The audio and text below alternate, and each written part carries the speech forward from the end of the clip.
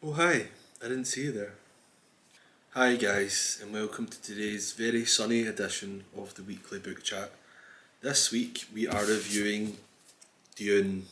I always say Dune, but it's Dune by Frank Herbert. Absolutely epic.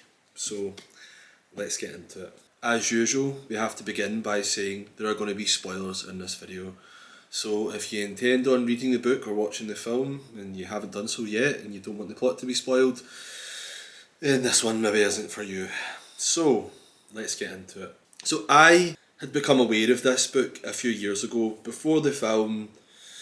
I think maybe 4 or 5 years ago, I'd run my river dry on my sci-fi novels, and I think I'd googled like best fantasy novels of all time or best sci-fi novels of all time, and this featured quite heavily in the lists online.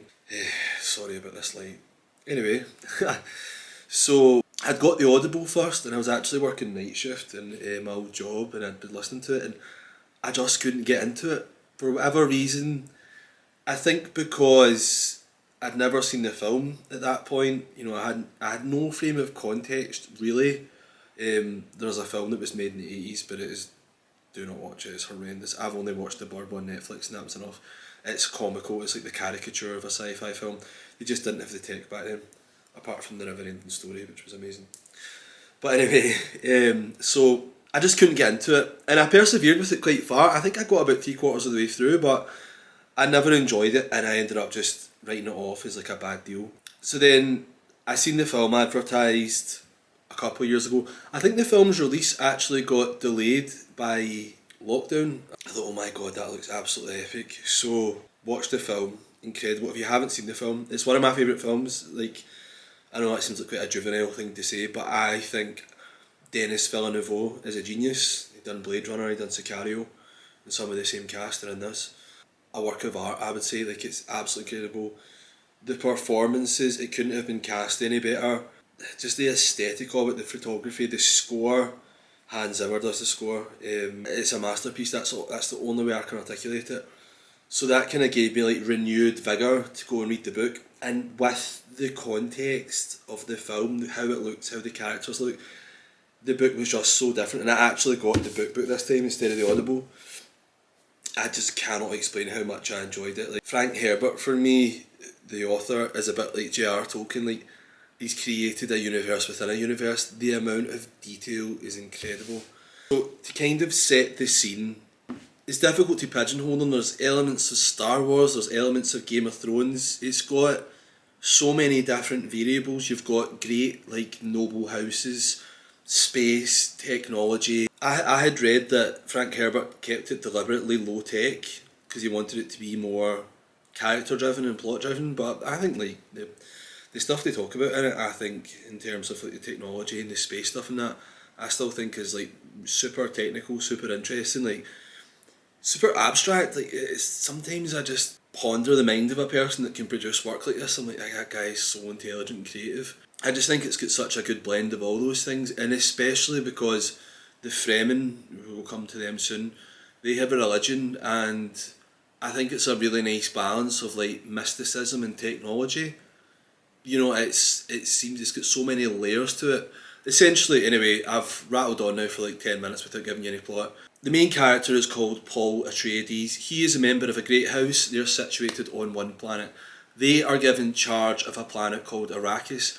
Arrakis is a desert planet, and it's full of a substance called spice. Spice is the most valuable substance in the universe. It allows space travel, amongst many other things. But essentially, in this, futuristic universe where people can travel between planets, without the spice, there's no travel. So it's the most valuable substance in the universe. His father, Duke Leto Atreides, is given the charge by the Emperor of the Universe of, you need to now take charge of this planet and oversee spice production. However, House Atreides have a rival family called House Harkonnen. Rivals since time began. They hate each other, they've been at war forever. And the Emperor has said that House Atreides is going to take over management of Arrakis from House Harkonnen. He's actually doing this to betray House Atreides. He thinks that House Atreides is getting too much of a voice among the noble houses, and their army is becoming too strong. So he wants to put them in this position so that the Harkonnens and the Emperor's own army, which are called the Sardaukar, they're like elite soldiers. Another reason he wants to get them is because the Atreides army is about level now with the Sardaukar in terms of skill, so he just wants them wiped out. So he gives them management of Arrakis, and then his soldiers, along with the Harkonnens, attack the Atreides, and it all really unrolls from there. One thing I would say about this book, I won't give any inclination as to who, is that the author is not scared to kill key characters, and I think this is a big strength. You've seen it in Game of Thrones with George R. R. Martin. He was ruthless. I think he's out on his own in that spectrum, but I think that a lot of the time, say like in a car chase in a film, the main character is going to be okay, and I think a lot of books can be like that as well, but you know that ultimately the good guys are going to be okay. Takes away from how on the edge of your seat you are when you're reading it, and also it takes away, I'd say, from the critical reputability slightly. So that's a good thing about this. It's good, it's a double-edged sword, because obviously if there's characters you like, you don't want them to die, but it adds to how tense it is and how visceral it is and how much you feel that you're actually in it. So I'd say that's a strength, albeit, when someone you like dies, it's not fun. Another strength to this plot, I think, is that the main characters, the protagonists, are still ruthless. They will do what needs to be done. If they need to kill you, if they need to, do some less than nice things to get it done, they will.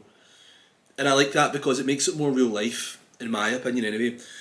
I always found, even though it's a children's book, Harry Potter, the good guys, the Order of the Phoenix, were always fighting the Death Eaters, but just to try and stun them or lock their legs up or something. I always found that ridiculous. These people are trying to kill you and your family, but you're just trying to knock them out. You would be fighting to kill. As much as Harry Potter is a children's book, it touches on a lot of adult themes, and I think that was somewhere where it was a bit lacking. I was like, this wouldn't happen realistically. Dumbledore, if he wanted to save the world, would just go and wipe all the Death Eaters off the face of the earth. I understand that would then be reductive and short in the plot, but I even thought it would be more realistic in that the Order of the Phoenix would be Julian to kill. However, that is something that I like about this book. Paul Atreides and the good guys are real life characters, and they very much fall into the old adage that to catch a wolf you have to become a wolf. So they are ruthless, and I did enjoy that. Another thing, and I touched on it before, is that the level of detail and nuance within certain situations within the book, it's there's hints of Tolkien again, and that Tolkien, like I say, created such a detailed universe. This is probably less so than that, but I mean, the little nuances within social interactions. The Paul and his mum are highly trained at reading people and kind of manipulating situations and being tactical, and the little inferences they can get from micro expressions and behaviours and tones of voice. It just makes it so, for want of a better word again, detailed. It really draws you in, and it just made me think, how has this man come up with this? This is incredible. This level of detail, imagination, creativity, it makes you consider things. That with the old saying, you don't know what you don't know. I hadn't even thought about this kind of stuff in a plot. I feel like I'm not doing a very good job of describing this, but just the level of detail within the plot is amazing. There's things that are significant that I would have never even thought of. I feel like I've done such a bad job of of describing that particular aspect of it, but it's just detailed in a very gripping way, and in a way that is quite unusual. Paul, again, without wanting to give too much away, becomes a type of messiah figure to the Fremen. I should have said before, by the way, the Fremen are an indigenous people that live on Arrakis. They don't want people there taking the spice, and they have their own plans for it. They're very dangerous, and Paul ultimately becomes their leader.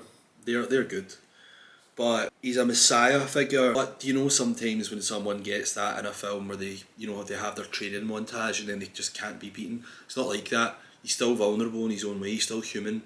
So I like that he becomes this interesting, powerful character, but ultimately still his weaknesses, still his flaws, still can be got to a certain degree, which again just keeps it interesting. Some negatives, because we want to be comprehensive and we want to be balanced. It's a wee bit, I wouldn't say patronising, because it shows, obviously first of all this is fictional, the Fremen aren't real people, but I don't appreciate a plot where there is an indigenous people and then this outsider just comes in and leads them. I think it's sometimes a bit patronising, i.e.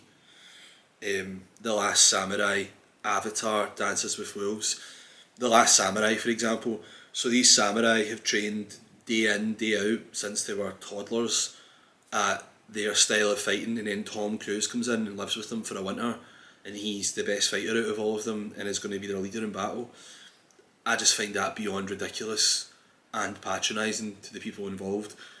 Obviously this is fictional, but again, Paul isn't a Fremen, but comes in, and bearing in mind, Paul has had a lot of training himself. He can fight, he knows tactics, he knows how to manipulate and read people and all that kind of thing, but I still don't enjoy that, where someone just comes in and be like, hello indigenous people who've struggled for hundreds of years, I will immediately come in and solve all your problems, because ultimately you're a bit sillier than me, so what you need is a white guy to come in and tell you how it is.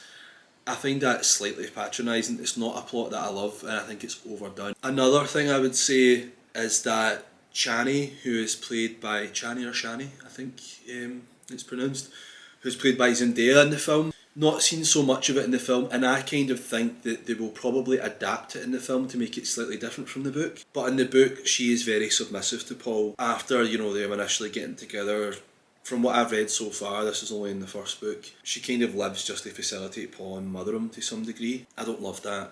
I know they're saying that's part of like the Fremen culture in the book, but I just think these Fremen are strong, resourceful people who've had to survive in harsh conditions for a long time, and I get she's meant to be very capable in the book, but ultimately she then kind of exists to serve Paul and just to take care of him. This book was written, I believe, in the 70s, around about that era, maybe before, maybe after, when things were different, but it's just not a storyline that I really enjoy now, and that might change as the books develop. He's a very capable character with lots of good attributes. I just don't really enjoy that dynamic, and I don't think it's something that would wash very well now, rightly so. So I think that a modern audience wouldn't love that on film, and I think that the second film, will probably change the plot slightly, and that Shani will be more of a kind of an equal to Paul and a headstrong character in her own right, and won't just live to facilitate Paul. Yes, they'll support each other, but it won't be as much kind of leader and submissive the way the book is. As I say, that may develop in the next books, but in this book, certainly after they get together, I didn't love that. But again, that's my personal preference. That doesn't take away from how well the book's written. It doesn't take away from the overall plot. I loved this book. I thought the character art was so good, from Paul being a kind of naive boy to being a very dominant leader. I thought the brutality was good, and I said in as much that no one's safe. I thought that the plot developed well, and about how they were attacked initially, then they got back at their own enemies. I thought it came together very, very well. It followed the traditional parts of a storyline that I enjoy, but it was also alternative in a way that I enjoy. Now, it is quite a big book, like, it is thick, it is very detail heavy. It's not an easy read. The book I reviewed last week, the Burton and Swinburne series, it was more of a page turner, I would say. This book also took me quite a long time to finish, because I kind of started it and stopped it. I was reading a lot of different books at the same time. I prefer to do that. But, so I wouldn't call it an easy read. Sorry, it looks like someone's, shining a interrogation spotlight in my face. It's just very sunny. Not an easy read, but it is a page turner at points. Some parts are detail heavy, and it was never a slog or a graft, but some parts are more exciting than others, which I think is natural, especially for a book as intricate and as detailed as this. But it's one of those ones where it takes more investment, but it gives more of a payoff than a traditional page turner. And it is epic. There's even a bit at the end in appendices where it just gives like background on all like the plots and the planets and religions in the book and stuff like that. And for me, a sci-fi nerd, I love that. I love immersing myself, in a universe. I think it's amazing, and to sustain that for as long as possible. Obviously there's 6 books. It's so immersive that it really does take you away. It's just ultimate escapism, and when it's done well, I just think there's nothing better. That's what fiction's all about. So I'm going to be a wee bit more ruthless this week. I gave my book last week 10 out of 10. I should say that this book is in a different league from that book.